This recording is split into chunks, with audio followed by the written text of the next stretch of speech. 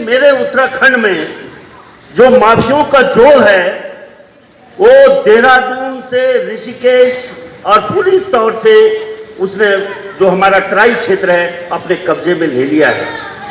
अब पहाड़ को बचाना हमारे लिए एक चुनौती है और उस चुनौती को मैं ये सोचकर कि कोटद्वार पहाड़ की जड़ में बसा हुआ एक ऐसा शहर है, क्योंकि जब हम कल देख रहे थे तो जितने लोग वहां लड़ रहे थे सब देहरादून के थे और 12 जिले उसमें शामिल नहीं थे।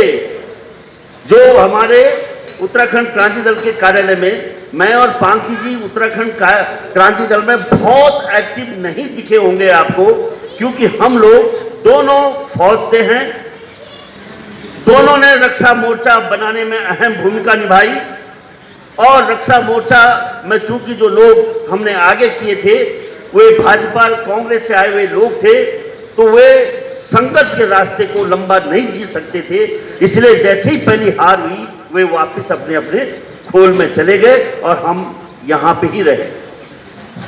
भाइयों, हमारा उत्तराखंड इंटेलेक्चुअल की नर्सरी है। हम जो यहां पे मेरे सामने बैठे हुए हैं ये मेरे प्रोफेसर्स हैं और मैं इनका विद्यार्थी।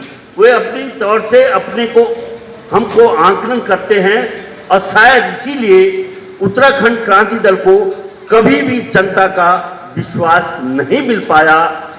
22 साल की राजनीति में पहले चुनाव में 4 सीट, दूसरे चुनाव में 3 सीट, तीसरे चुनाव में 2 सीट और एक में 1 और बाद में 0 और 0 के बाद उत्तराखंड क्रांति दल ने कल अपने 44वें जो अधिवेशन था, स्थापना दिवस, उसमें सब कुछ खो दिया।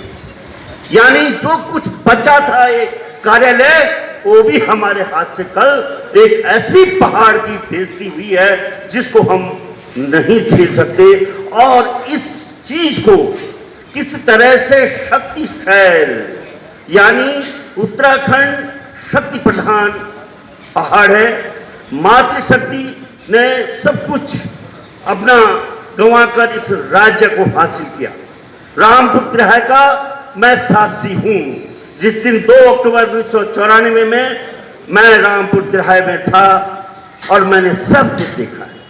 यहाँ पे समय बहुत नहीं है, लेकिन अगर इस पहाड़ को कोई बचा रहा है तो मातृशक्ति बचा रही है। और मैंने ये भी देखा कि आज मैं क्षमा चाहता हूँ कि हम किसी भी अपनी दीदी भूलियों के जो विचारों को नहीं सुन पाए।